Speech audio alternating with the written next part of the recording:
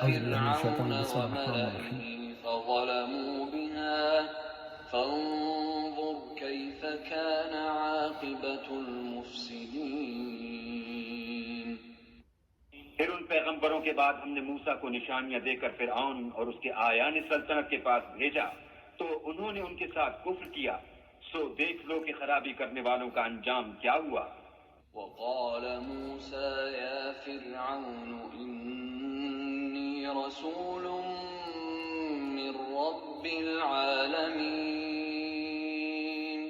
اور موسیٰ نے کہا کہ اے فرعون، میں رب العالمین کا پیغمبر ہوں، حقيق على ألا أقول على الله إلا الحق قد جئتكم ببينة من ربكم فأرسل معي بني إسرائيل. مجھ پر واجب ہے کہ اللہ کی طرف سے جو کچھ کہوں سچ ہی کہوں۔ میں تمہارے پاس تمہارے پروردگار کی طرف سے نشانی لے کر آیا ہوں، سو بنی اسرائیل کو میرے ساتھ جانے کی رخصت دے دیجئے۔ قال إن كنت جئت بآية فأت بها إن كنت من الصادقين. فرعون نے کہا اگر تم نشانی لے کر آئے ہو تو اگر سچے ہو تو لاؤ، دکھاؤ۔ فألقى عصاه فإذا هي ثعبان مبين. موسیٰ نے اپنی لاٹھی زمین پر ڈال دی تو وہ اسی وقت صریح اژدہا ہو گیا۔ ونزع يده فإذا هي بيضاء للناظرين. اور اپنا ہاتھ باہر نکالا تو اسی دم دیکھنے والوں کی نگاہوں میں سفید براق تھا۔ قال الملأ من قوم فرعون إن هذا لساحر عليم. تو قوم فرعون میں جو سردار تھے وہ کہنے لگے کہ یہ بڑا علامہ جادوگر ہے، يريد أن يخرجكم من أرضكم فماذا تأمرون. اس کا ارادہ یہ ہے کہ تم کو تمہارے ملک سے نکال دے، بھلا تمہاری کیا صلاح ہے؟ قالوا أرجه وأخاه وأرسل في المدائن حاشرين. انہوں نے فرعون سے کہا کہ فی الحال موسیٰ اور اس کے بھائی کے معاملے کو موقوف رکھیے اور شہروں میں نقیب روانہ کر دیجیے کہ يأتوك بكل ساحر عليم. تمام ماہر جادوگروں کو آپ کے پاس لے آئیں۔ جاء السحرة فرعون قالوا إن لنا لأجرا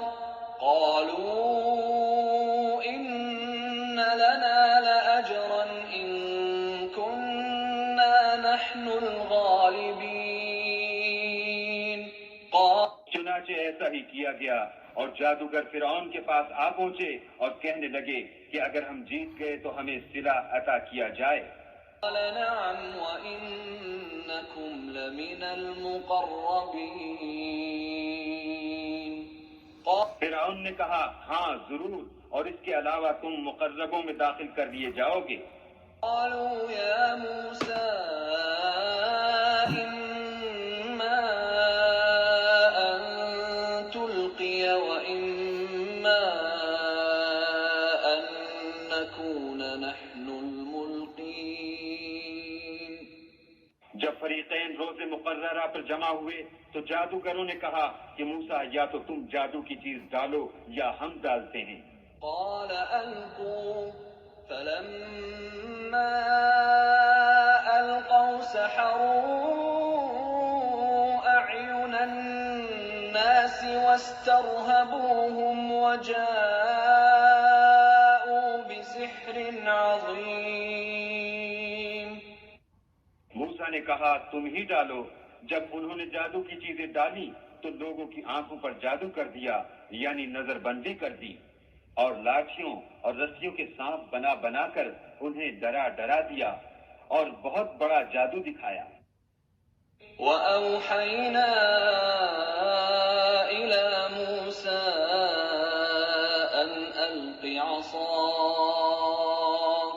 فإذا هي تلقف ما يأفكون اور اس وقت ہم نے موسیٰ کی طرف وحی بھیجی کہ تم بھی اپنی لاٹھی ڈال دو. وہ فوراً سانپ بن کر جادوگروں کے بنائے ہوئے سانپوں کو ایک ایک کر کے نگل جائے گی. وقع الحق وبطل ما كانوا يعملون. پھر تو حق ثابت ہو گیا اور جو کچھ فرعونی کرتے تھے باطل ہو گیا. فغلبوا هنالك وانقلبوا صاغرين. اور وہ مغلوب ہو گئے اور ذلیل ہو کر رہ گئے. وألقي السحرة ساجدين. اور یہ کیفیت دیکھ کر جادوگر سجدے میں گر پڑے. قالوا آمنا برب العالمين. اور کہنے لگے کہ ہم جہان کے پروردگار پر ایمان لائے. رب موسى وهارون. یعنی موسیٰ اور ہارون کے پروردگار پر. قال فرعون آمنتم به قبل أن آذن لكم إن هذا لمكر مكرتموه في المدينة لتخرجوا منها أهلها فسوف تعلمون. فرعون نے کہا کہ پیشتر اس کے کہ میں تمہیں اجازت دوں تم اس پر ایمان لے آئے. بے شک یہ فریب ہے جو تم نے مل کر شہر میں کیا ہے تاکہ اہل شہر کو یہاں سے نکال دو. سو ان قریب اس کا نتیجہ معلوم کر لو گے. لأقطعن أيديكم وأرجلكم من خلاف ثم لأصلبنكم أجمعين. میں پہلے تو تمہارے ایک طرف کے ہاتھ اور دوسری طرف کے پاؤں کاٹ دوں گا پھر تم سب کو سولی چڑھا دوں گا. قالوا إنا إلى ربنا منقلبون. وہ بولے کہ ہم تو اپنے پروردگار کی طرف لوٹ کر جانے والے ہیں. ما تنقم منا إلا أن آمنا بآيات ربنا لما جاءتنا ربنا أفرغ علينا صبرا وتوفنا مسلمين. اور اس کے سوا تجھ کو ہماری کون سی بات بری لگی ہے کہ جب ہمارے پروردگار کی نشانیاں ہمارے پاس آ گئیں تو ہم ان پر ایمان لے آئے. اے پروردگار ہم پر صبر و استقامت کے دہانے کھول دے اور ہمیں ماریو تو مسلمان ہی ماریو. وقال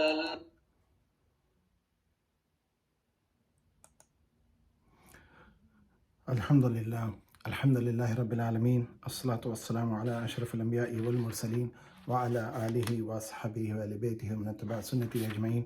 اعوذ باللہ من الشیطان الرجیم. بسم اللہ الرحمن الرحیم. ابھی ہم نے سنی آیت نمبر 103 سے لے کر 126 تک کے.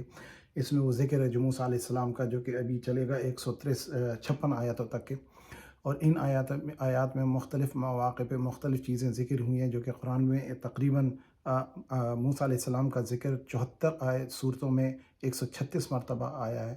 اور یہ بہت اہم ذکر ہے جس کا میں نے آپ کو میپ دکھایا. اور جو خاص بات یہ ہے کہ اس میں موسیٰ علیہ السلام کا واقعہ بھی آگے آئے گا کہ جب انہوں نے اپنے خاندان کو لے کر جانے لگے تو ان کو وہاں پہ آگ دکھی اور آگ جو تھی اس میں اللہ سبحانہ و تعالیٰ نے کلام فرمایا. اور موسیٰ علیہ السلام کو جب بلا کر کے پوچھا کہ موسیٰ تمہارے ہاتھ میں یہ کیا ہے تو آپ نے فرمایا کہ یا اللہ میرے عصا ہے. اور بغیر اللہ کے پوچھے فردر کہنے لگے کہ یا اللہ اس سے میں سہارا لیتا ہوں ٹیک لے لیتا ہوں اپنی بھیڑ بکریوں کو چراتا ہوں وغیرہ وغیرہ. تو اللہ سبحانہ و تعالیٰ نے جب فرمایا کہ موسیٰ اس کو زمین پہ ڈالو تو جب انہوں نے ڈالا تو وہ اژدہا بن گیا اور وہ ڈر کے بھاگے. ایسے بھاگے کہ پلٹ کے نہ دیکھا. یہ اگلی آیتوں میں انشاءاللہ تو بنی اسرائیل اور دوسری جگہوں پہ جب ذکر آئے گا تو بتائیں گے. تو موسیٰ علیہ السلام کو اللہ تعالیٰ نے کہا خوف نہ کرو اس کو پکڑو. جب انہوں نے پکڑا تو دوبارہ عصا بن گیا. تو اس سے ثابت ہوا کہ عصا کا اژدہا بنانا اژدہے کا عصا بنانا اللہ تعالیٰ کی قدرت میں ہے. کسی ایولیوشن کی ضرورت نہیں ہوتی. جو چیزیں اللہ نے فطرت میں بنائی ہیں وہ بنائی ہیں، لیکن ان کو بنانے کے لیے اللہ تعالیٰ نے کن فیکون کا حکم فرمایا اور وہ ہو گیا، اور یہ ایمان توحید کی بات ہے۔ جب وہ جادوگر جو تھے ان کے ہاں، انہوں نے فرعون کے جو ساتھ جو لوگ تھے ان لوگوں نے جب موسیٰ علیہ السلام سے جب یہ سوال ہوا، فرعون نے پوچھا کہ بھائی دلیل لاؤ، اور ہر آدمی کا یہی ہوتا ہے کہ جب آپ کوئی بات کرتے ہیں کہتا ہے بھائی اس کے ثبوت دو، جو کہ فطری بات ہے۔ فرعون کا تکبر بھی تھا اپنا، کیونکہ وہ جانتا تھا موسیٰ علیہ السلام کو، اور وہ اس کے ساتھ ان کے ساتھ بچپن سے گرو اپ بھی ہوا تھا۔ تو بات جہاں تک پہنچی کہ اس نے کہا بھائی ثبوت دو، تو انہوں نے ازدے کا اور 2 معجزے اللہ تعالیٰ نے انہیں دیے، اور ایک ان کا ہاتھ کا معجزہ تھا جو کہ بغل میں جب ڈالتے تھے سیدھا ہاتھ اور نکالتے تھے تو وہ سفید بیدے کی طرح سفید چمکتا تھا۔ دوسرا معجزہ یہ عصا کا تھا جو کہ اژدہا بن جاتی تھی، اور اللہ سبحانہ تعالیٰ نے ان کو 9 آیتیں دی تھیں، یعنی کہ 9 ان پر آزمائشیں ڈالی تھیں، اور جب انہوں نے بنی اسرائیل کو جانے سے روکا، اور ہر بار جب ان کو کوئی عذاب آتا تھا تو وہ حضرت موسیٰ علیہ السلام سے کہتے تھے کہ موسیٰ ہم تمہارے رب پہ ایمان لاتے ہیں، اور پھر جب وہ ان پہ وہ مشکل ہٹ جاتی تھی تو پھر وہی کفرانہ حرکتیں کرنے لگتے تھے، جو کہ انسانیت کی ایک مزاج کی فطرت ہے، کیونکہ ان میں تکبر تھا۔ اور دوسری کام وہ جو یہ کرتے تھے کہ وہ ان کے بیٹوں کو تو ذبح کر دیتے تھے، اور ان کی بیٹیوں کو یستحیون نساءکم کا جو جملہ ہے اس کے 2 معنی نکالتے ہیں، ایک تو یہ کہ ان کو چھوڑ دیتے تھے زندہ، یا دوسرا یہ کہ ان کو ریپ کرتے تھے یا ان کو باندیاں بنا کر کے رکھ لیتے تھے۔ تو اس قسم کا ان پہ ظلم و جبر ہوتا تھا، اور وہ اس وقت کے مسلمان تھے، اور اس قوم میں کئی کردار کی کمزوریاں بھی تھیں۔ جب اللہ کی آزمائش آئی تو اللہ تعالیٰ نے ان کو موسیٰ علیہ السلام بھیجے، اور یہی قوم تھی جس کو کہ ایک بات سمجھنے کی ہے کہ موسیٰ علیہ السلام میں پہ صرف بنی اسرائیل ایمان نہیں لائے، فرعونی جو کہ جادوگر آئے تھے، جب انہوں نے معجزہ دیکھا کہ ان کی تو نظر بندی تھی جس کو موسیٰ علیہ السلام کے ازدے نے کھا لیا، جو کہ عصا تھی، تو انہوں نے ایمان لیا کہ بھئی یہ نظر بندی نہیں ہے، ہماری تو چیزیں تو ہمیں پتہ تھا، ہم نے نظر بندی کی، تو نظر بندی میں لوگوں پہ اثر ہوتا ہے، چیز نہیں بدلتی۔ یہ بات دیکھیے کہ اس میں کہا گیا کہ لوگوں کی آنکھوں پہ سحر باندھ دیا گیا، لیکن موسیٰ علیہ السلام کا ازدہ تو اصلی اصلہ تھا، ازدہ تو اس نے تو تمام چیزیں نگل گیا جو کہ اللہ تعالیٰ کے حکم سے معجزہ تھا، اور جب اس عصا کو پکڑتے تھے تو وہ لکڑی بن جاتا تھا۔ تو یہ ایک بات اہم ہے۔ دوسرا اس بات کو سمجھنا ہے کہ جب کفر ہوتا ہے اور اس کے اندر جو ایمان لے آتے ہیں، آپ غور کیجئے گا کہ انہوں نے جب یہ کیا تو فرعون نے کیا کیا، اس نے حکم دیا کہ تم نے میرے بغیر اجازت کے کیسے موسیٰ کے رب پہ ایمان لیا، جبکہ خدائی کا دعویٰ وہ خود کرتا تھا۔ پھر اس نے کہا کہ میں تم کو، کیونکہ میں خدا ہوں نعوذ باللہ، تو اس نے کہا کہ میں تم کو ایسی سزا دوں گا جو کہ عبرتناک ہوگی، یعنی ایک طرف کا ہاتھ ایک طرف کا پاؤں کاٹ کے اور پھر سلیب پہ چڑھانا۔ آج ایسٹر سنڈے اس لیے یاد رکھیں کیونکہ یہ کہا جاتا ہے نا، Jesus was put on cross on Easter Friday and then he resurrected on Sunday، جو یعنی جمعے کے دن ان کو سلیب چڑھایا گیا تھا اور اتوار کے دن ان کو اتار لیا گیا تھا، جبکہ جمعے سے اتوار کے دن 3 دن نہیں ہوتے، وہ کہتے ہیں نا 3 دن میں ہی روز اگین۔ تو ایک تو فرض یہ ہے کہ جمعے کی اگر انہیں کیا تو سبت سے پہلے شروع کیا ہوگا، جو کہ مغرب کی وقت کے پہلے ہوتا ہے، جو بنی اسرائیل کی قوم کا تھا۔ اگر آپ کسی کو سلیب پہ چڑھاتے ہیں تو عموماً اس کی موت کے لیے کئی دن لگتے ہیں، وہ سسک کے بندہ مرتا ہے۔ دوسرا یہ کہ آپ اگر انہوں نے کر بھی دیا تھا تو انہوں نے جمعہ کے دن یعنی سورج ڈوبنے سے پہلے انہوں نے ان کو دفنایا ہوگا، کیونکہ جو سورج ڈوبنے کے بعد وہ نہیں کرتے ہیں، کیونکہ ان کا سبت شروع ہو جاتا ہے، ان کا بھی دن ویسے ہی شروع ہوتا ہے جیسے مسلمانوں کا ہوتا ہے سورج ڈوبنے کے بعد۔ تو اگر آپ جمعے سے ہفتہ لیں اور ہفتے سے اتوار کی صبح لیں تو یہ 2 دن ہوئے، 3 دن کہاں سے ہوئے؟ تو اس لیے یہ ان کی بات سمجھ میں نہیں آتی۔ دوسرا وہ کہتے ہیں ایک خاتون تھی، اس کا نام تھا میری میگڈیلن، جو کہ ان کی کتاب میں لکھا ہوا ہے، ہمارا اسے کوئی تعلق نہیں ہے۔ وہ کہتے ہیں کہ وہ نعوذ باللہ فاحشہ تھی، ان کو وہ ہور کہتے ہیں، اور کہتے ہیں کہ حضرت عیسیٰ اس کو نظر آئے۔ اب آپ غور کریں کہ اللہ کے ولی اور صحابی ان کے حضرت عیسیٰ علیہ السلام کے موجود تھے، ان کی والدہ حیات تھیں، لیکن دکھنے والی کون تھی؟ وہ میری میگڈیلن، جس کا کردار بڑا فحش کردار کی خاتون تھی، اور اللہ تعالیٰ کو کوئی اور نہ ملا، وہ ایک خاتون ہی ملی، اور پھر اس کے بعد وہ آ کر کے سب کو بتا رہی اور سب نے اس پہ بلیو بھی کر لیا، جبکہ ان کے دوسرے حواری جو تھے وہ موجود تھے۔ تو اس بات سے اندازہ ہوتا ہے کہ یہ کہانی بنائی گئی ہے، جبکہ حقیقت اس کے برعکس ہے۔ اور پھر حضرت عیسیٰ علیہ السلام کو وہ کہتے ہیں کہ جوزف آف ارامتھا، وہ جو تھا وہ اس کی جگہ تھی، وہ جہاں پہ ان کو رکھا گیا لے جا کر کے، تو وہ وہاں پر اتوار کو گیا ان کو مسالہ لگانے۔ اب یہ بتائیے کہ ڈیڈ باڈی کو، جو کوئی انسان مر جائے، اس کو مسالہ کیوں لگائیں گے؟ نہ ہی بنی اسرائیل کا یہ طریقہ کار تھا، وہ گیا تھا لگانے مسالہ، کیونکہ اگر وہ حضرت عیسیٰ یا جو بھی شخصیت تھی ان کو انہوں نے زخمی دیکھا تھا، موت نہیں ہوئی تھی، کیونکہ مردے کو اگر آپ مسالہ لگائیں تو کھال اتر آئے گی۔ تو وہ مسالہ لگانے جب وہاں پہنچے تو وہ 1.5 کلو کا، وہ کہتے ہیں ان کی کتابوں میں لکھا ہوا ہے بائبل میں، تو جب وہ گیا تو اس نے وہاں پہ ان کو دیکھا نہیں، اور جب انہیں دیکھا نہیں تو وہ سمجھا کہ یہ چلے گئے، ان کو کسی نے اٹھا کے لے گیا۔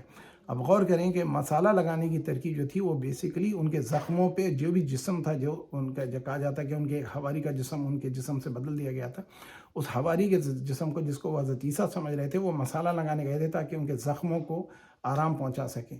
اور یہ بات مردے جسم پہ تو کوئی بھی مسالے نہیں لگاتا. بہرحال تو یہ ایک بات وضاحت کرنی کی ہے کہ وما قتلوا وما صلبوا ولکن کان شبہہم، اللہ تعالیٰ نے فرما دیا قرآن میں کہ نہ ان کو قتل کیا گیا نہ ان کو صلیب چڑھایا گیا، یہ تو شبہ میں ڈال دی گئی قوم تھی.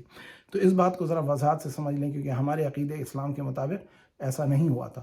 تو اور اب اگلی آیات کو سنتے ہیں، انشاءاللہ اس سے ہم اور فیض حاصل کریں گے. الملأ من قوم فرعون أتذر موسى وقومه ليفسدوا في الأرض ويذرك وآلهتك قال سنقتل أبناءهم ونستحيي نساءهم وإنا فوقهم قاهرون. اور قوم فرعون میں جو سردار تھے کہنے لگے کہ کیا آپ موسیٰ اور اس کی قوم کو چھوڑ دیجئے گا کہ ملک میں خرابی کریں اور آپ سے اور آپ کے معبودوں سے دستکش ہو جائیں.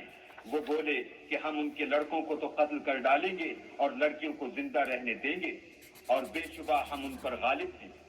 قال موسى لقومه استعينوا بالله واصبروا إن الأرض لله يورثها من يشاء من عباده والعاقبة للمتقين. موسیٰ نے اپنی قوم سے کہا کہ اللہ سے مدد مانگو اور ثابت قدم رہو. زمین تو اللہ کی ہے، وہ اپنے بندوں میں سے جسے چاہتا ہے اس کا مالک بناتا ہے اور آخر بھلا تو ڈرنے والوں کا ہے.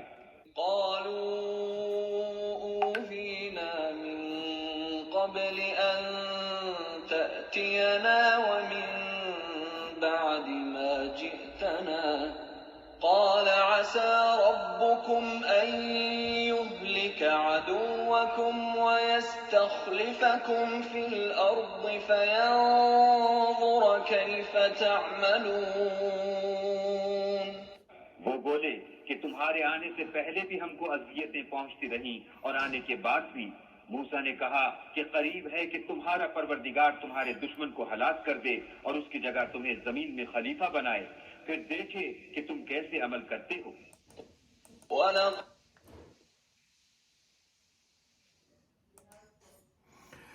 ان آیات میں 127 سے 129 آیات میں اللہ سبحانہ و تعالیٰ وہ ذکر بیان فرما رہے ہیں کہ جو فرعون کے لوگوں نے طے کیا کہ وہ کیا کریں، کیونکہ حضرت موسیٰ نے جیسی معجزہ دکھایا تو انہوں نے اپنے مشورہ کیا جیسے کہ ہوتا ہے. آج بھی آپ دیکھتے ہیں کہ مسلمانوں کے ساتھ کیا سلوک ہوتا ہے. جو برما میں انہوں نے مسلمان بچیوں کو اور عورتوں کو قتل کر کے مردوں کو اور ان کی عورتوں اور بچیوں کو ریپ کیا. یہی حال جب ہوا تھا 1947 میں جب پاکستان تخلیق ہوا تھا تو اس وقت بھی مسلمانوں کی بچیوں کو انہوں نے اغوا کیا تھا اور اس کے بعد انہوں نے ان کے مردوں کو قتل کیا تھا. ایسا نہیں ہے کہ یہ صرف ہندوؤں نے کیا تھا، یہ مسلمانوں نے بھی کیا تھا. یہ بات ایسی نہیں ہے کہ انہوں نے ان کو یہاں بھی قتل و غارت گری شروع کی تھی. تو یہ بہرحال یہ ایک ہوتا ہے قوموں میں جب کوئی کسی سے بدلہ لینا چاہتا ہے. جبکہ اگر آج ہم امریکہ میں رہتے ہیں، آپ غور کریں کہ اگر یہاں کی حکومت ہمارے ساتھ ایسا سلوک کرے مسلمانوں کے ساتھ تو کتنی اذیت ناک ہوگی. یہ ایک بہت تکلیف کی بات ہے. اور ان کی قوم نے ایک اور بات کی جو کہ موسیٰ علیہ السلام کے لیے دل شکنی بات تھی کہ کہنے لگے قوم کہ بھئی پہلے بھی ہم پر عذاب ہوتا تھا، اب آپ کے آنے کے بعد بھی عذاب ہوا تھا، کیا فائدہ آپ کے آنے کا؟ مطلب نعوذ باللہ ناشکرے تھے. تو اللہ سبحانہ و تعالیٰ نے اور موسیٰ علیہ السلام نے ان کو حکم دیا کہ اللہ تعالیٰ مدد مانگو اور صبر کرو اور اللہ تعالیٰ تمہیں اس زمین کا وارث بنا دے گا. یہ ایک اللہ تعالیٰ کا وعدہ ہے جو اللہ سبحانہ و تعالیٰ فرماتے ہیں کہ وَيَسْتَخْلِفَكُمْ فِي الْأَرْضِ فَيَنْظُرُ كَيْفَ تَعْمَلُونَ. تو اللہ تعالیٰ پھر اس کے بعد اعمال بھی دیکھتے ہیں. جس طرح ہم دیکھ رہے ہیں ہماری امت کو بھی مسلمانوں کو دنیا کی بادشاہت ملی، دنیا پہ عبور دیا اور ہمارے اعمال مناسب نہیں ہوں گے. اللہ سبحانہ تعالیٰ نے ہمارے جو اسٹیگننس آ گئی تھی ہم میں، تو ہمارے قوموں کو ہماری خلافت کو ختم کرنے کے لیے اللہ تعالیٰ نے منگول اور تاتار اور دوسری قوموں کو غلبہ دیا. بعد میں وہ اللہ تعالیٰ نے انہیں مسلمان بھی کر دیا. پھر ہم دیکھتے ہیں کہ یورپ نے غلبہ پایا. تو یہ اتار اور چڑھاؤ امت کے اعمال کی وجہ سے ہوتا ہے. اللہ سبحانہ و تعالیٰ ساری قوموں کو ہدایت عطا فرمائے اور انسانوں کو خصوصاً مسلمانوں کو اپنا حفظ و امان عطا فرمائے. قد أخذنا آل فرعون بالسنين ونقص من الثمرات لعلهم يذكرون اور ہم نے فرعونیوں کو قحطوں اور میووں کے نقصان میں پکڑا تاکہ نصیحت حاصل کریں۔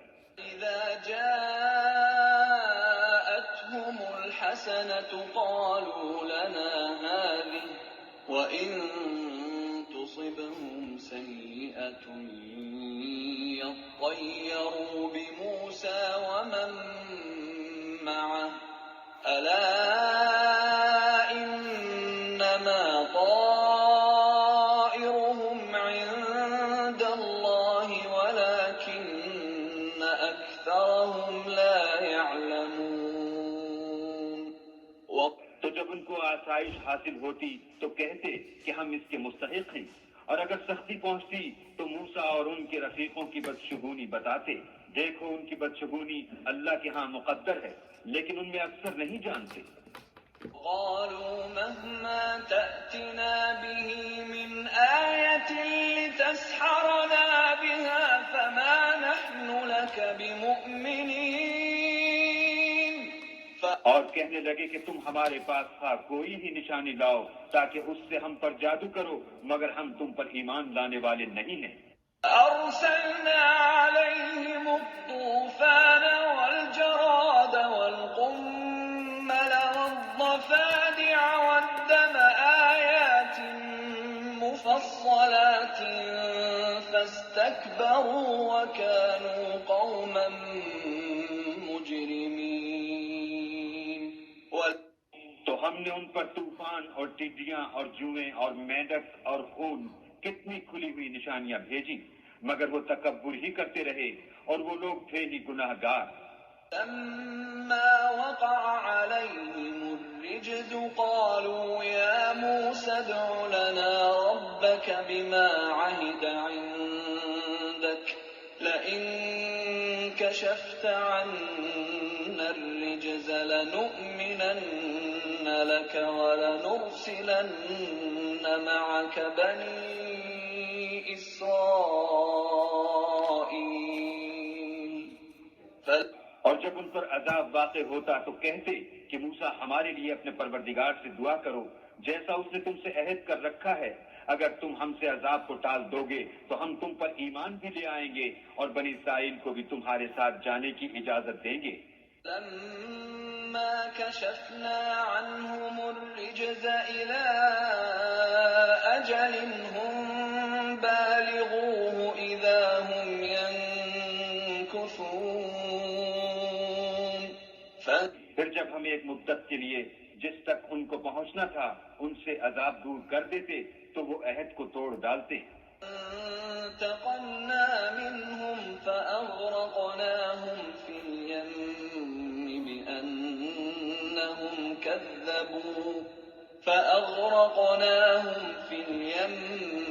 بأنهم كذبوا بآياتنا وكانوا عنها غافلين تو ہم نے ان سے بدلہ لے کر ہی چھوڑا کہ ان کو دریا میں ڈبو دیا، اس لیے کہ وہ ہماری آیتوں کو جھٹلاتے اور ان سے بے پرواہی کرتے تھے۔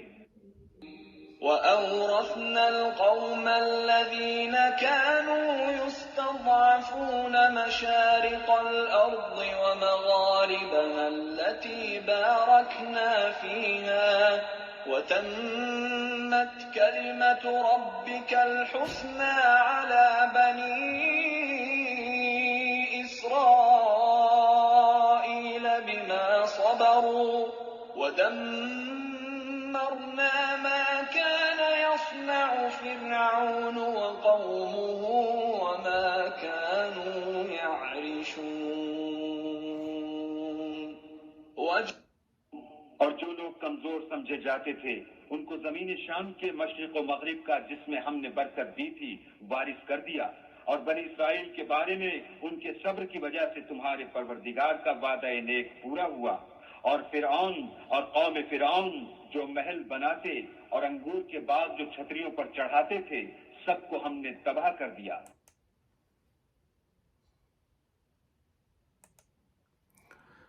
اب ان آیات میں آپ نے جیسے سنا اللہ سبحانہ و تعالیٰ نے فرعون اور اس کی قوم کو بارہا کئی موقع دیا اور ان کو اس بات کی کہ وہ اللہ تعالیٰ پہ ایمان لائیں، اپنے گناہوں سے توبہ کر لیں.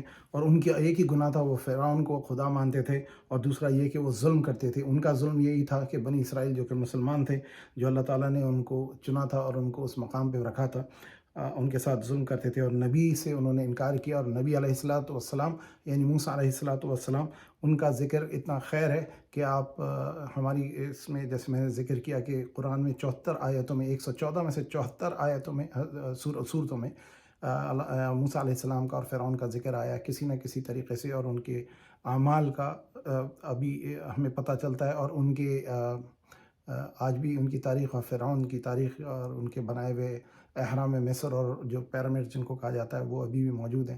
تو 136 آیتیں اللہ تعالیٰ نے اس ذکر کو استعمال کیا اور ان کے بارے میں بتایا.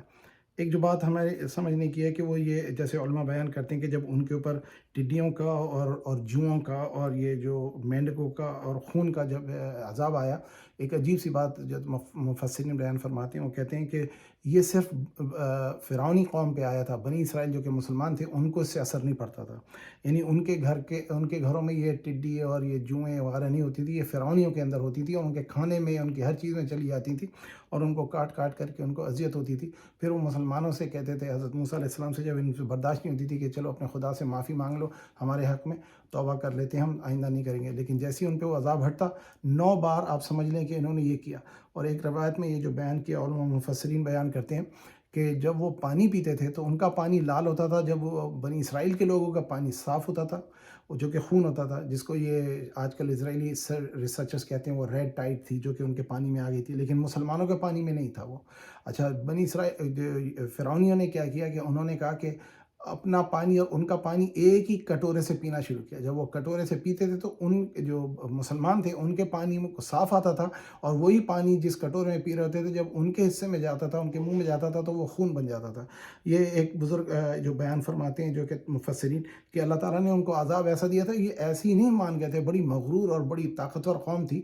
ان کے ساتھ جب یہ ہوا، جب آج بھی اگر ہم کسی کو اپنا نوکر یا غلام بنا لیں یا کسی پہ قبضہ کر لیں، آپ دیکھیں آج بھی امریکہ کا جو زور ہے کہ افغانستان سے ہم نہیں جائیں گے. ہم عراق میں لوگوں کو مار کر کے انہوں نے لاکھوں لوگ مار دیے، روسیوں نے لاکھوں شیشان کے لوگ مار دیے. آج ہندوستان میں مسلمانوں کو جس طرح سے مارا جاتا ہے اور ان کی بے عزتی اور بے اکرامی کی جاتی ہے، زندہ جلا دیے جاتے ہیں. اور یہ آپ کے برما میں جو ہو رہا ہے، مختلف ملکوں میں ہو رہا ہے، یا مسلمانوں کے ساتھ صرف اس لیے کہ ان کا گناہ یہ ہے کہ وہ مسلمان ہیں. اور یہی معاملہ یہ آج ہی نہیں، شروع سے ہوتا آ رہا ہے. اور اللہ سبحانہ و تعالیٰ ہر قوم کو ایک وقت دیتا ہے کہ وہ اپنے اعمال سے توبہ کر لیں. تاریخ میں اگر آپ انسانیت کی پڑھیں اور قرآن کے اندر جو تاریخ دیکھیں، تو یونس علیہ السلام کی قوم جو تھی، انہوں نے ذوالنون کی قوم تھی، وہی ایک قوم تھی جس نے توبہ کری اجتماعی، اور انہوں نے آ کر کے ایمان لے آئے، اور اس واسطے اللہ تعالیٰ نے ان پہ آتا ہوا عذاب ٹال دیا. تو اللہ تعالیٰ رحمان رحیم ہے، غفور و رحیم ہے. اور اس قوم کا، جو بنی اسرائیل قوم کا ذکر آ رہا ہے، بار بار آپ دیکھیے گا کہ یہ اللہ تعالیٰ سے اور اللہ کے نبی کے ساتھ بہت سخت رویہ رکھتے ہیں. ہر بات پہ پوچھتے ہیں کہ یہ کیسے ہوا، یہ کیسے ہوا. ایک مسلمانوں کی خوبی ہے، اللہ تعالیٰ نے بڑا کرم کیا حضور علیہ الصلاۃ والسلام اور ان کی امت پہ، اور ان کی امت نے بڑی وفا کی حضور کے ساتھ، کہ کبھی بھی حضور کی نبوت پہ، رسالت پہ، ان کے احکام سے اور ان کی خواہشات سے کبھی انہوں نے انکار نہیں کیا. حضور نے جیسا حکم فرمایا، جب حکم فرمایا وہ کیا. اور جنہوں نے سوال کیا ان کو قرآن نے، ہم نے نہیں، قرآن نے منافق کہا. اور یہی حرکتیں ان کی قوم میں ہوتی نہیں، حتیٰ کہ ان کے علماء نے بھی کی. آپ اس کا ذکر آئے گا اور سنیں گے. تو اللہ سبحانہ و تعالیٰ ان سے بار بار عذاب ہٹاتا تھا، یہ بار بار عذاب کے اندر مبتلا ہوتے تھے، اور جب ان کے اوپر سے عذاب ہٹ جاتا تھا تو پھر دوبارہ وہ ظلم کرنے لگتے تھے، وہی حرکتیں کرنے لگتے تھے جو ان کو منع کی گئی تھی. اور یہ بنی اسرائیل کو چھوڑتے نہیں تھے، کیونکہ کون چھوڑتا ہے اپنے نوکروں کو. یہی یہاں پہ امریکہ میں سلیوری کے لیے انہوں نے آپس میں جنگ بھی کری، کہ جو لوگوں کو سلیو بنایا تھا. اسلام میں جو غلامی کا اور سلیوری کا جو کانسیپٹ ہے وہ بالکل الگ ہے بنسبت اس کے جو ویسٹرن کلچر میں تھا. اور انشاءاللہ آپ سنتے ہیں اگلی آیات. جاوزنا ببني إسرائيل البحر فأتوا على قوم يعكفون على أصنام لهم قالوا يا موسى اجعل لنا إلها كما لهم آلهة قال إنكم قوم تجهلون. اور ہم نے بنی اسرائیل کو دریا کے پار اتارا تو وہ ایسے لوگوں کے پاس جا پہنچے جو اپنے بتوں کی عبادت کے لیے بیٹھے رہتے تھے۔ بنی اسرائیل کہنے لگے کہ موسیٰ، جیسے ان لوگوں کے معبود ہیں ہمارے لیے بھی ایک معبود بنا دو۔ موسیٰ نے کہا کہ تم بڑے ہی جاہل لوگ ہو۔ إن هؤلاء متبر ما هم فيه وباطل ما كانوا يعملون یہ لوگ جس شغل میں پھنسے ہوئے ہیں وہ برباد ہونے والا ہے، اور جو کام یہ کرتے ہیں سب بےہودہ ہیں۔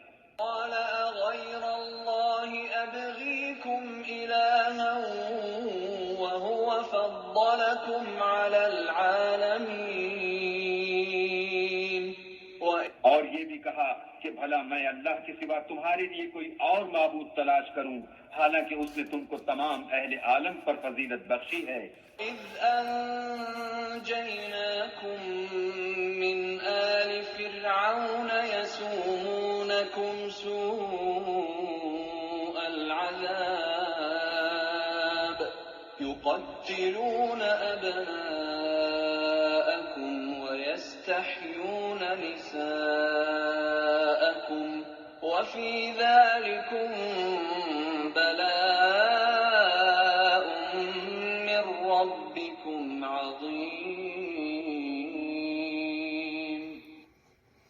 اور ہمارے ان احسانوں کو یاد کرو جب ہم نے تم کو فرعونیوں کے ہاتھ سے نجات بخشی۔ وہ لوگ تم کو بڑا دکھ دیتے تھے، تمہارے بیٹوں کو تو قتل کر ڈالتے تھے اور بیٹیوں کو زندہ رہنے دیتے تھے، اور اس میں تمہارے پروردگار کی طرف سے سخت آزمائش۔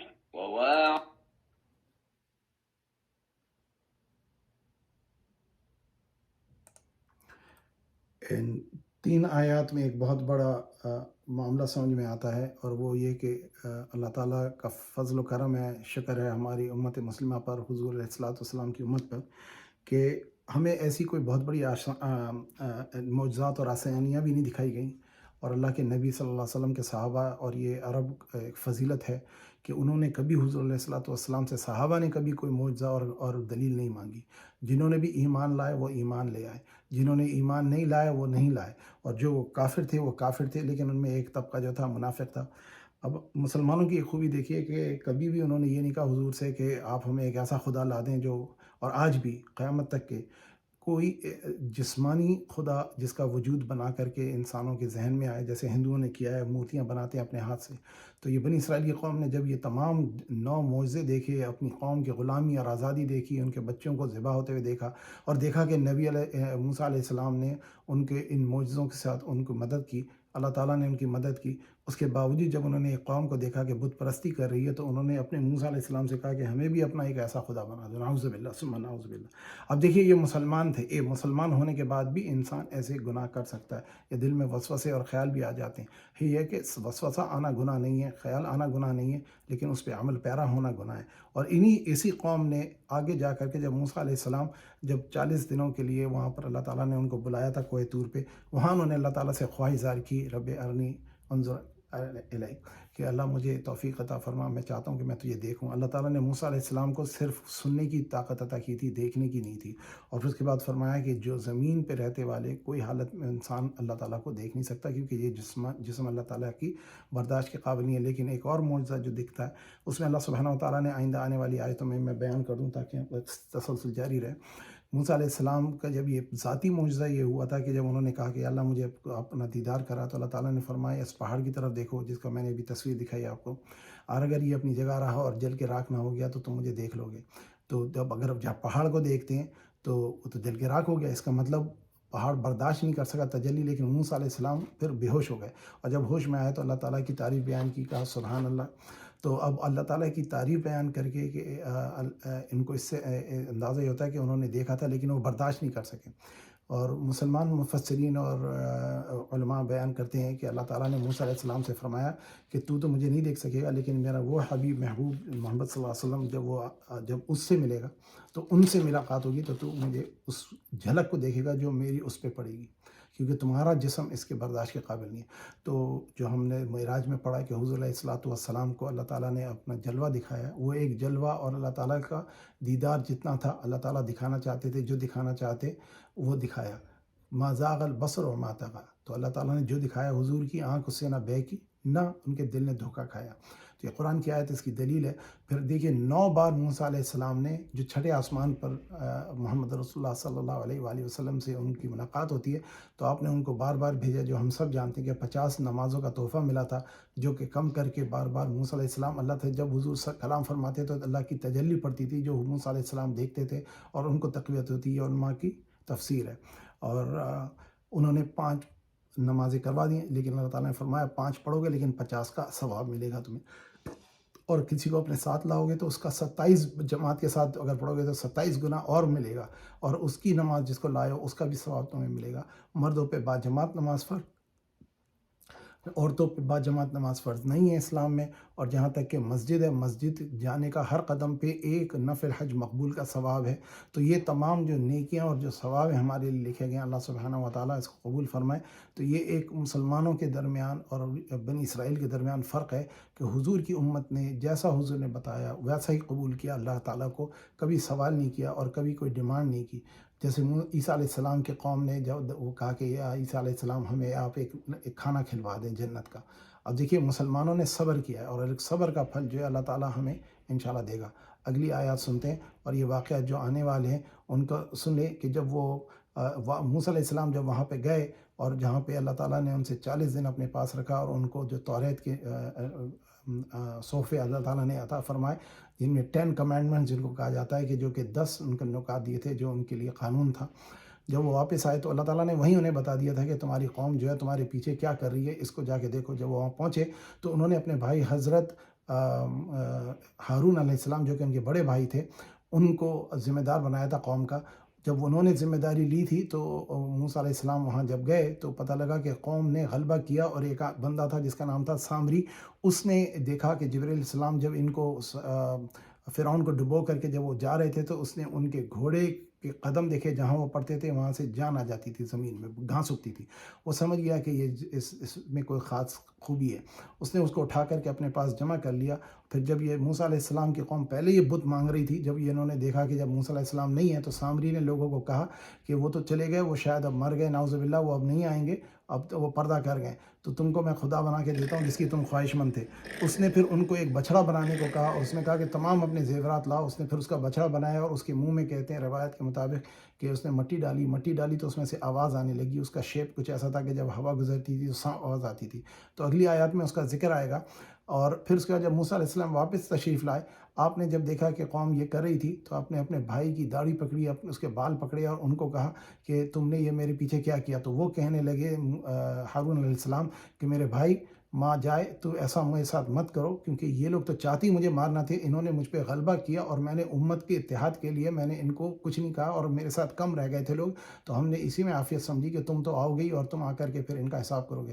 تو موسیٰ علیہ السلام نے اللہ کے حکم کے مطابق اپنی قوم کو جب دیکھا ایسے عمل میں، تو انہوں نے بھی ریئلائز کیا کہ ہم نے گناہ کیا ہے، تو اللہ سبحانہ و تعالیٰ نے ان کے گناہ کو معاف فرما دیا، اگلی آیتوں میں آنے والا ہے، لیکن ان کو سزا بھی دی۔ دیکھیے گناہ معاف ہوا سزا کے ساتھ۔ جب سزا دی گئی تو اس میں یہ تھا کہ جو ایماندار لوگ تھے انہوں نے ان لوگوں کو جو ایماندار تھے انہوں نے جو کفر کرنے والے تھے، جنہوں نے شرک کیا تھا، ان کو سزا دی، اور انہوں نے قتل کیا اپنے ہاتھوں سے۔ تو کہتے ہیں کہ روایت کے مطابق 70,000 لوگ قتل کیے گئے تھے، جو کہ ہمارے علم میں تو نہیں ہے لیکن مفسرین بیان کرتے ہیں۔ 12,000 لوگ یہ تھے حضرت ہارون علیہ السلام کے ساتھ تھے، اور انہوں نے وہ بچ گئے، وہ زندہ رہے۔ اور پھر جب ان کو لے کر کے موسیٰ علیہ السلام آگے گئے، جب ان میں سے 70 لوگ چن کر کے اللہ تعالیٰ سے ان کو عالم علم دینے کے لیے گئے، تو موسیٰ علیہ السلام کلام کرتے تھے اللہ سے، اور پھر اللہ تعالیٰ کی بات کو وہ لوگوں کو بتاتے تھے۔ اس وقت بھی ان کے علماء نے ان کے موسیٰ علیہ السلام کے ساتھ ایک بدتمیزی کی، انہوں نے کہا نہیں موسیٰ ہم تو چاہتے ہیں اللہ کے سے ہم ڈائریکٹ بات کریں۔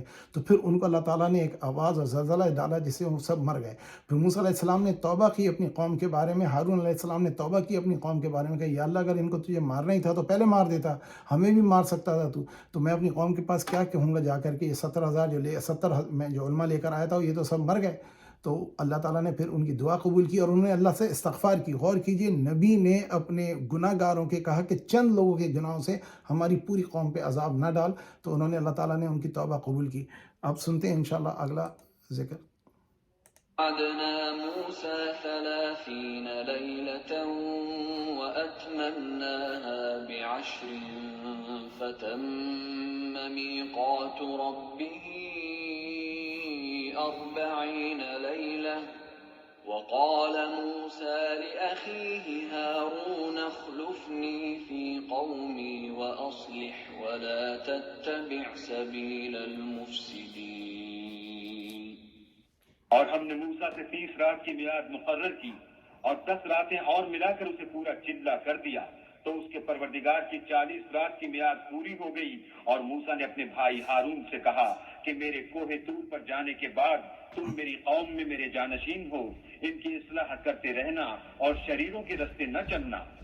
ولما جاء موسى لميقاتنا وكلمه ربه قال رب أرني أنظر إليك قال لن تراني ولكن انظر إلى الجبل فإن استقر مكانه فسوف تراني فلما تجلى ربه للجبل جعله دكا وخر موسى صعقا فلما أفاق قال سبحانك تبت إليك وأنا أول المؤمنين.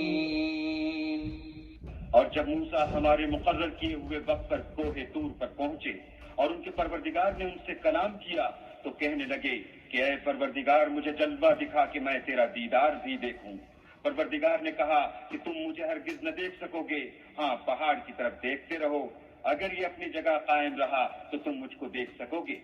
جب ان کا پروردگار پہاڑ پر نمودار ہوا تو تجلی انوار ربانی نے اس کو ریزہ ریزہ کر دیا اور موسیٰ بے ہوش ہو کر گر پڑے. جب ہوش میں آئے تو کہنے لگے کہ تیری ذات پاک ہے اور میں تیرے حضور میں توبہ کرتا ہوں اور جو ایمان لانے والے ہیں ان میں سب سے اول ہوں. قال يا موسى إني اصطفيتك على الناس برسالاتي وبكلامي فخذ ما آتيتك وكن من الشاكرين. اللہ نے فرمایا موسیٰ میں نے تم کو اپنے پیغام اور اپنے کلام سے لوگوں سے ممتاز کیا ہے، تو جو میں نے تم کو عطا کیا ہے اسے پکڑ رکھو اور میرا شکر بجا لاؤ. وكتبنا له في الألواح من كل شيء موعظة وتفصيلا لكل شيء فخذها بقوة وأمر قومك يأخذوا بأحسنها سأريكم دار الفاسقين. اور ہم نے تورات کی تختیوں میں ان کے لیے ہر قسم کی نصیحت اور ہر چیز کی تفصیل لکھ دی. پھر ارشاد فرمایا کہ اسے زور سے پکڑے رہو اور اپنی قوم سے بھی کہہ دو کہ ان باتوں کو جو اس میں مندرج ہیں اور بہت بہتر ہیں پکڑے رہیں. میں عنقریب تم کو نافرمان لوگوں کا گھر دکھاؤں گا. سأصرف عن آياتي الذين يتكبرون في الأرض بغير الحق وإن يروا كل آية لا يؤمنوا بها وإن يروا سبيل الرشد لا يتخذوه سبيلا وإن يروا سبيل الغي يتخذوه سبيلا ذلك بأنهم كذبوا بآياتنا وكانوا عنها غافلين. جو لوگ زمین میں ناحق غرور کرتے ہیں ان کو اپنی آیتوں سے پھیر دوں گا. اگر یہ سب نشانیاں بھی دیکھ لیں تب بھی ان پر ایمان نہ لائیں، اور اگر راستے کا رستہ دیکھیں تو اسے اپنا رستہ نہ بنائیں، اور اگر گمراہی کی راہ دیکھیں تو اسے رستہ بنا لیں. یہ اس لیے کہ انہوں نے ہماری آیات کو جھٹلایا اور ان سے غفلت کرتے رہے۔ والذين كذبوا بآياتنا ولقاء الآخرة حبطت أعمالهم هل يجزون إلا ما كانوا يعملون۔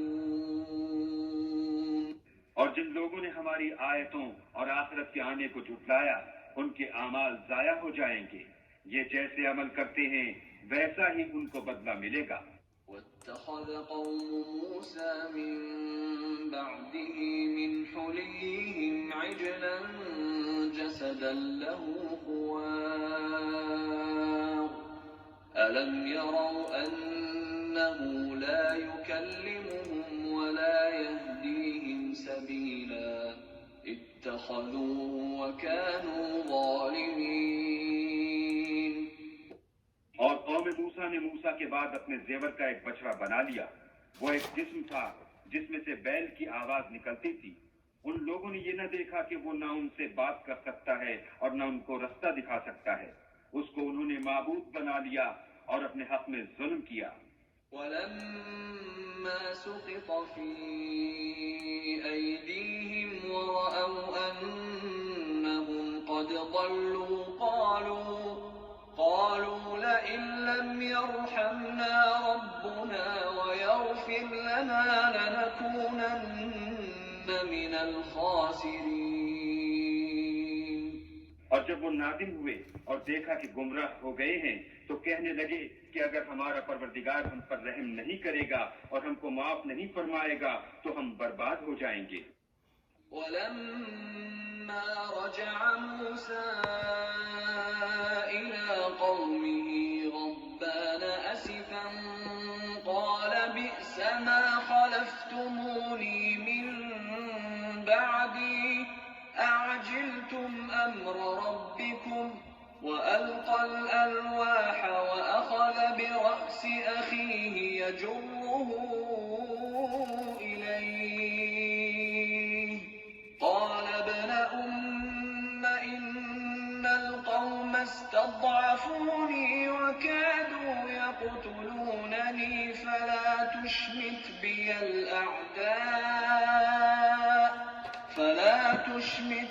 الأعداء ولا تجعلني مع القوم الظالمين۔ اور جب موسیٰ اپنی قوم میں نہایت غصے اور افسوس کی حالت میں واپس آئے تو کہنے لگے کہ تم نے میرے بعد بہت ہی بدعتواری کی، کیا تم نے اپنے پروردگار کا حکم یعنی میرا اپنے پاس آنا جلد چاہا؟ یہ کہا اور شدت غضب سے تورات کی تختیاں ڈال دیں اور اپنے بھائی کے سر کے بالوں کو پکڑ کر اپنی طرف کھینچنے لگے۔ انہوں نے کہا کہ بھائی جان لوگ تو مجھے کمزور سمجھتے تھے اور قریب تھا کہ قتل کر دیں، تو ایسا کام نہ کیجیے کہ دشمن مجھ پر ہنسیں اور مجھے ظالم لوگوں میں مت ملائیے۔ قال رب اغفر لي ولأخي وأدخلنا في رحمتك وأنت أرحم الراحمين۔ تب انہوں نے دعا کی کہ اے میرے پروردگار مجھے اور میرے بھائی کو معاف کر دے اور ہمیں اپنی رحمت میں داخل کر، تو سب سے بڑھ کر رحم کرنے والا ہے۔ إن الذين اتخذوا العجل سينالهم غضب من ربهم وذلة في الحياة الدنيا وكذلك نجزي المفترين۔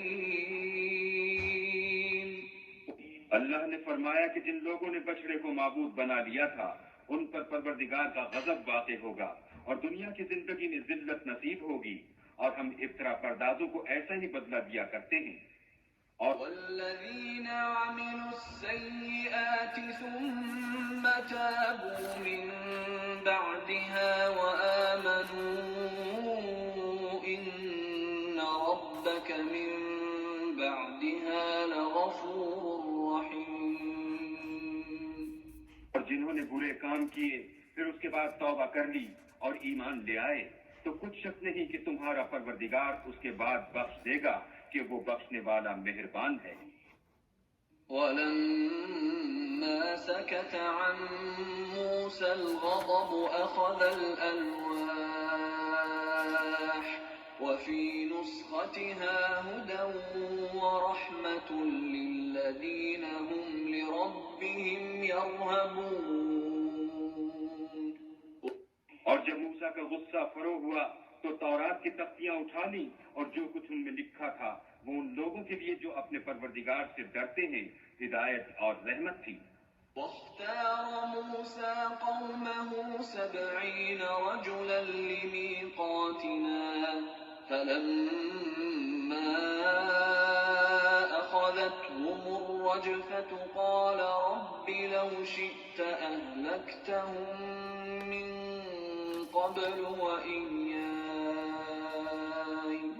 أتهلكنا بما فعل السفهاء منا إن هي إلا فتنتك تضل بها من تشاء وتهدي من تشاء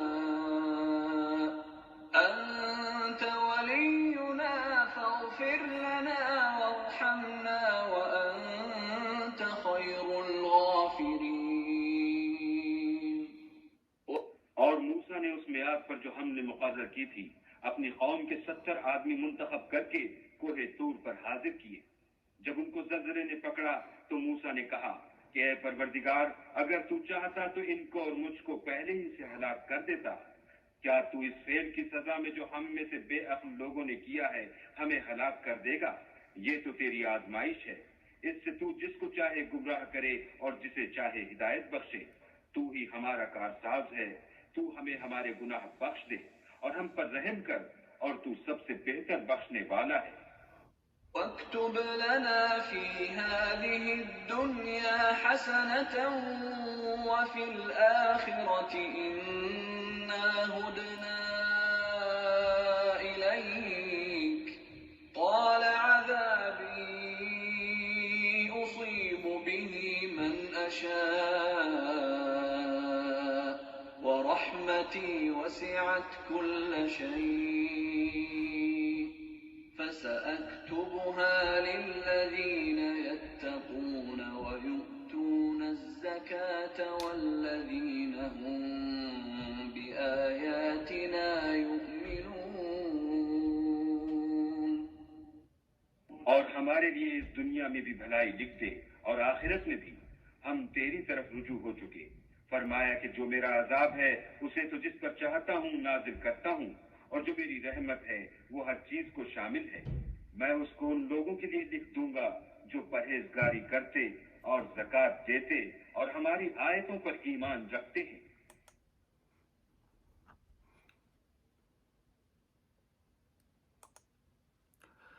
تو ایک 156 جو 156 آیت ہے اس پہ ہم روک لیں گے آج کیونکہ اب ٹائم بھی کم ہو رہا ہے.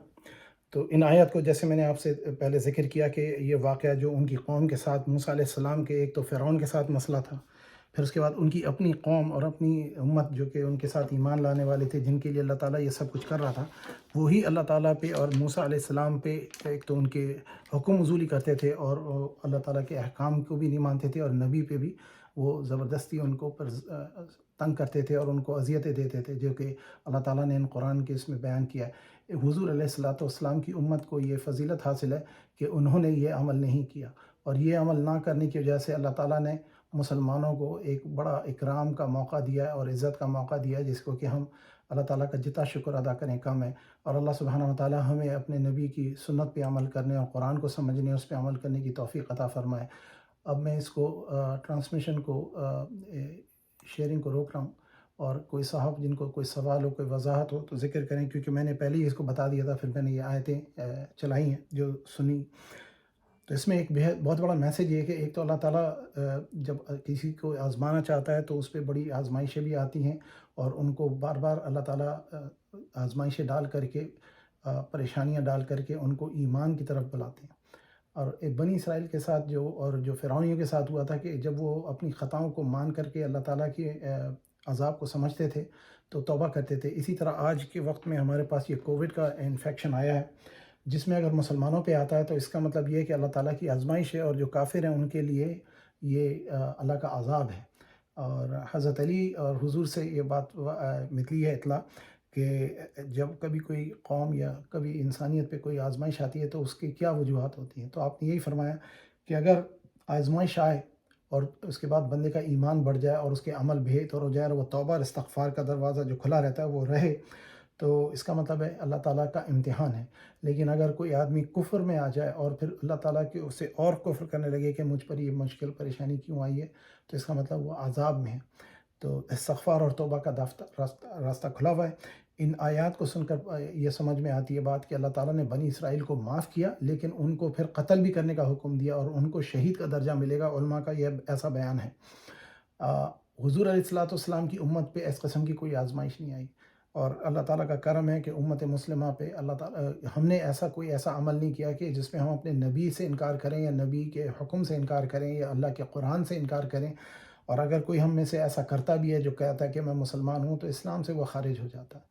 اور یہ ایک بہت اہم بات ہے جس کو کہ سمجھنا چاہیے کہ اللہ تعالیٰ نے اس بنی اسرائیل قوم کی خطا کو معاف ضرور کیا، لیکن ان کو سزا بھی دی تاکہ آخرت میں سزا سے وہ ان کو آسانی مل جائے، یعنی ان کو شہید کا درجہ ملے گا۔ ہمارے ہاں جب کبھی کوئی گناہ ہوتا ہے تو اللہ تعالیٰ نے اپنی فطرت نہیں بدلی، اللہ تعالیٰ نے اپنے احکام نہیں بدلے کہ اگر کوئی آدمی گناہ کرتا ہے، جیسے صحابہ میں جس نے گناہ کیا وہ حضور کے پاس آ کر کے انہوں نے اپنا اقرار جرم کیا، حضور نے لوگوں کے ہاتھ بھی کاٹے، لوگوں کو سزائیں بھی دیں، کوڑے بھی لگائے اور لوگوں کو سنسار بھی کیا، لیکن کسی کو کافر نہیں کہا جب تک کہ اس نے کفر نہیں کیا۔ یعنی ایک بہت بڑا حکم ہے۔ اور یہ فرمایا کہ جب اگر تم اس دنیا میں بچ جاؤ گے اللہ کی آزمائش اور عذاب سے، تو یہ مت سمجھنا کہ تم نکل گئے، پکڑے ضرور جاؤ گے۔ اگر یہاں نہیں ملے گا تو اس کا حساب کتاب روز محشر ہوگا۔ تو ہم کسی مسلمان جو کہ سزا یافتہ مسلمان ہوں تو ہمیں اسے گناہ گار نہیں کہنا چاہیے۔ اور حضور نے فرمایا کہ توبہ کرنے والے کی مثال ایسی ہے کہ اس نے کبھی گناہ نہیں کیا۔ تو یہ توبہ ایک بڑا دروازہ ہے ہمارے لیے، اس بات کو یاد رکھنا چاہیے کہ یہ کلام ہو رہا ہے قریش سے اور انسانیت سے، قیامت تک آنے والے لوگوں کو یہ ایک مثال دی جا رہی ہے کہ اگر تمہارے اعمال صحیح نہیں ہوئے تو اللہ سبحانہ و تعالیٰ کے پکڑ سے تو کوئی بھاگ نہیں سکتا۔ اور ہمارے لیے یہ ایک میسج ہے جو اس حضور کا 6واں اور 7واں سال تھا نبوت کا، یہ اس دوران کی واقعات ہیں اور یہ اس دوران میں یہ نازل ہوئی ہے۔ آنے والی جو آیاتیں ہیں ان میں مدینہ میں نازل ہوئی تھی جو آیتیں، وہ 163 سے لے کر 170 تک کی 7 آیتیں ہیں جو آئندہ انشاءاللہ اگلے اتوار کو جن کا ذکر ہوگا۔ اس وقت میں نے یوں روک دیا کہ اس میں اگلی جو آیتیں آ رہی ہیں 157 اور اس سے آگے حضور علیہ السلام کا ذکر ہے جو قرآن بتاتا ہے کہ توریت اور زبور میں ہے۔ یہ سورہ الاعراف میں یہ آیتوں میں اگلے ذکر آئے گا انشاءاللہ۔ اللہ سبحانہ و تعالیٰ سے دعا ہے کہ ہمارا اس ملنے بیٹھنے کو ذکر کو قبول فرمائے۔ اس بیان میں کوئی خطا کوتاہی لغزشیں ہو تو اللہ اپنے فضل و کرم سے معاف فرمائے۔ اور آپ لوگوں سے گزارش ہے کہ اگر کوئی سوال، کوئی وضاحت یا کوئی اصلاح کرنی ہے، تصحیح کرنی ہے، اور وضاحت بیان کرنی ہے یا سمجھنی ہے تو مجھ سے ضرور سوال کریں، ورنہ پھر انشاءاللہ دعا کرتے ہیں، اگلے اتوار کو ملاقات ہوگی۔